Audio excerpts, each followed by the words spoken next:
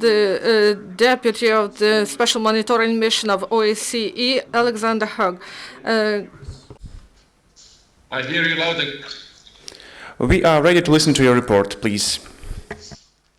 Thank you. Good morning, Kiev. Today I'm briefing you from our observation point number 1 on top of the Donetsk railway station, overlooking the airport of Donetsk, which you can see behind me here, a few hundred meters away. So is the contact line. In my last statement, I informed you of the varying high level of violence the SMM had been recording. I called on the sides to cease fire immediately. It is with great regret that I have yet again to begin by highlighting the increase of violence and the fact that those responsible took no effective remedial action.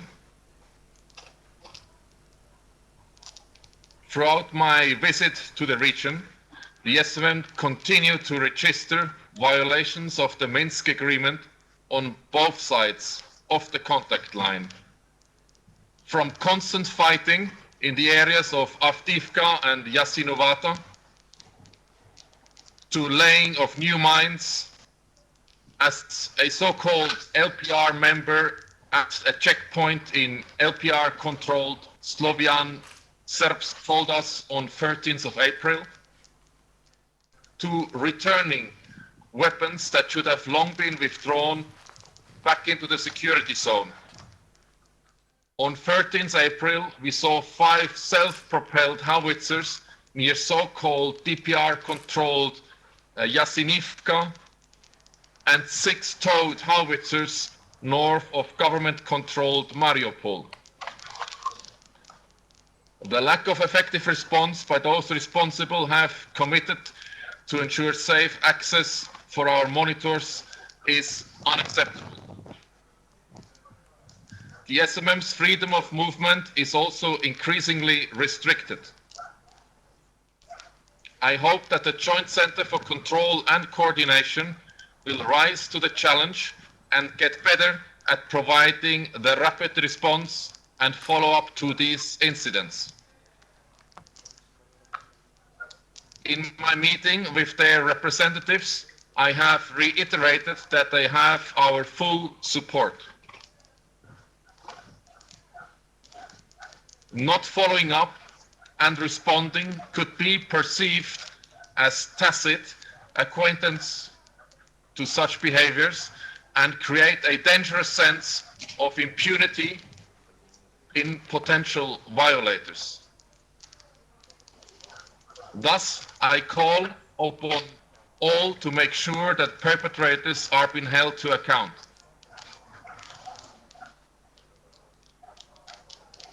The level of ceasefire violations registered by the SMM remain constantly high.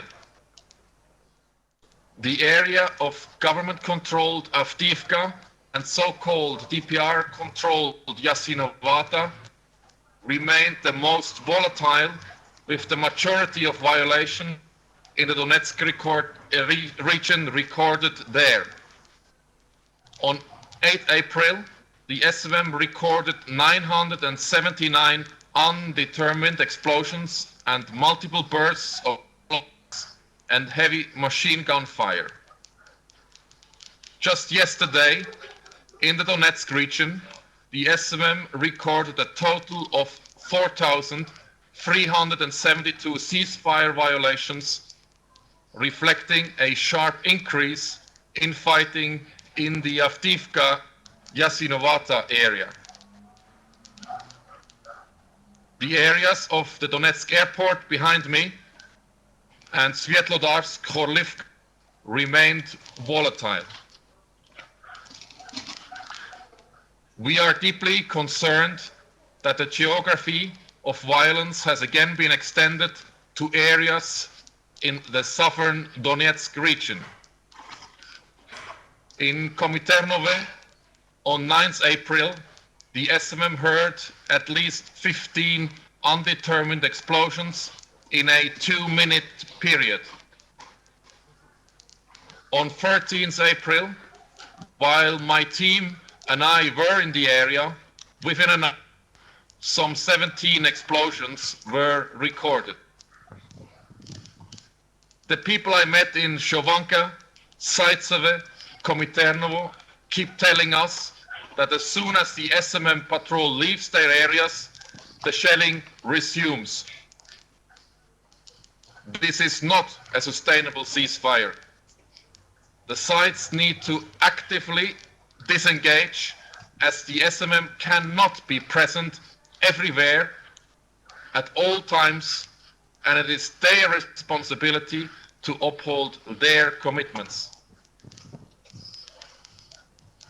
The overall rising trend in violence we have observed since mid-January continues.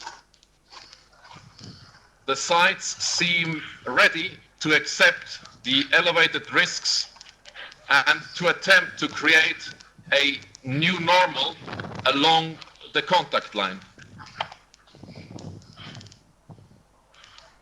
This cannot be tolerated and needs to stop immediately. The sides appear not to be restrained by humanitarian considerations either, for it is the civilians who suffer most from the violence.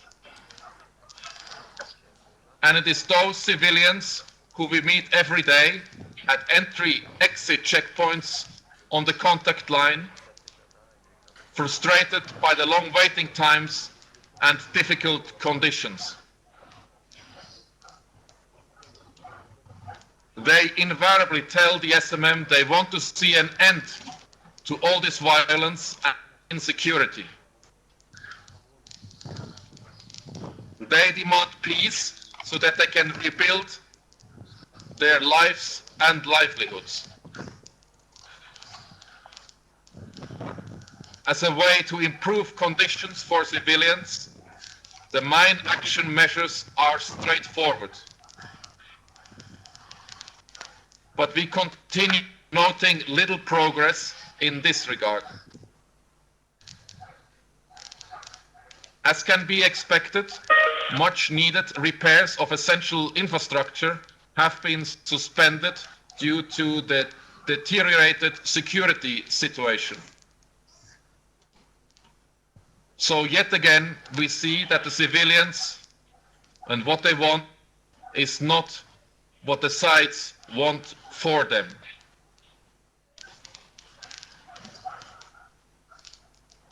Moreover, and again, on both sides of the contact line, we note more and more weapons from the sides they were once withdrawn.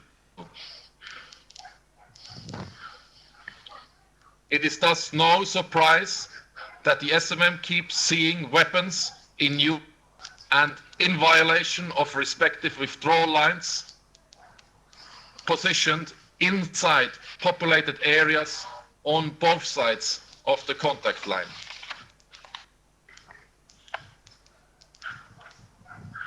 On the nights of 12th April, while flying over government control Avdiivka, the SMM long-range unmanned aerial vehicle spotted at least 7 people firing 8 rounds from 2 mortars.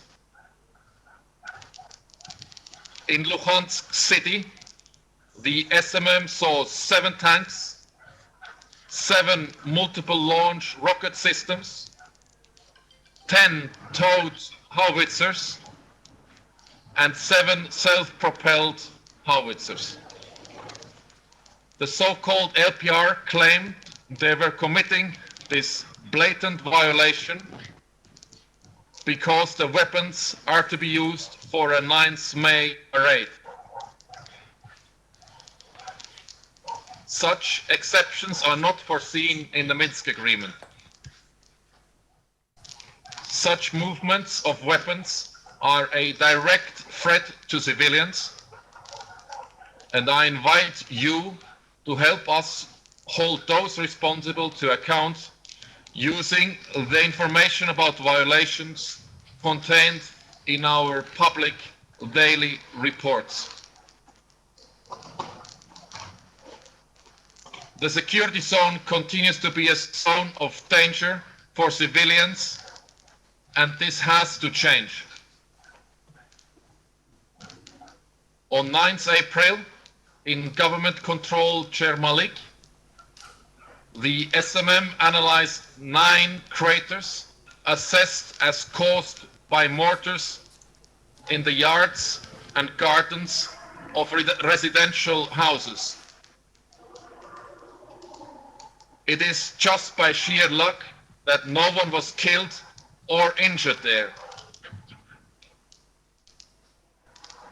I would like to remind everyone that mortars should have been completely withdrawn under the addendum to the package of measures. Just one of many commitments the sides have made, but apparently have no qualms with violating.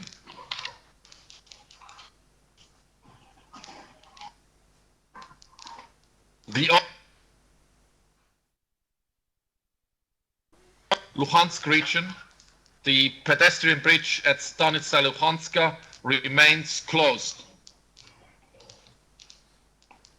This exposes civilians to the risks of using unsafe routes and imposes an excessive burden on them. On 12 April, at the so-called LPR checkpoint near the bridge, the SMM met a woman who was 8 months pregnant, trying to return home to government Starobilsk. She had to cross the bridge before it closed on 8 April to care for her son, who was in hospital in Luhansk city. I hope the sides will be able to see beyond their immediate concerns and work towards reopening the bridge soon.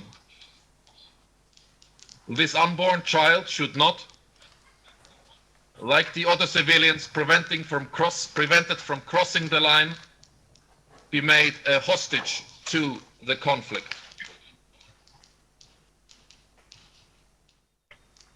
The SMM consistently lays out all the details of the site's violations in our public reports,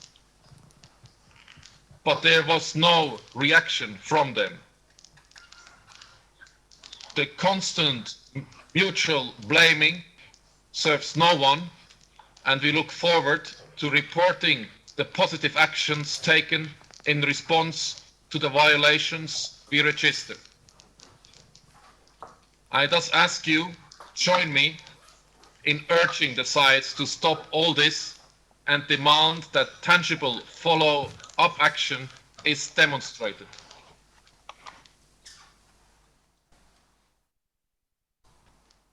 The international community and Ukrainian society will all benefit if complacency with high levels of violence along the contact line does not set in. Ceasefire violations, as the new, should not be allowed, and comprehensive de-escalation must begin immediately. I hope you will support us in urging the sides to deliver on their commitments. As usual, at the end of my statement, I would like to inform you about the latest mission numbers. As of today, the mission counts 686 monitors, of which 580 are deployed in the east. In addition, there are 283 Ukrainian colleagues and 83 other international staff working for the SMM. Thank you for your attention, and I'm available to any questions that you might have. Thank you, Mr. Hook. Dear colleagues, are there any questions or clarifications? We don't have any questions, Mr. Hook, so thank you at this point, and we are looking forward to seeing or hearing you next week. Thank you. Okay, thank you very much. Thank you. Bye-bye.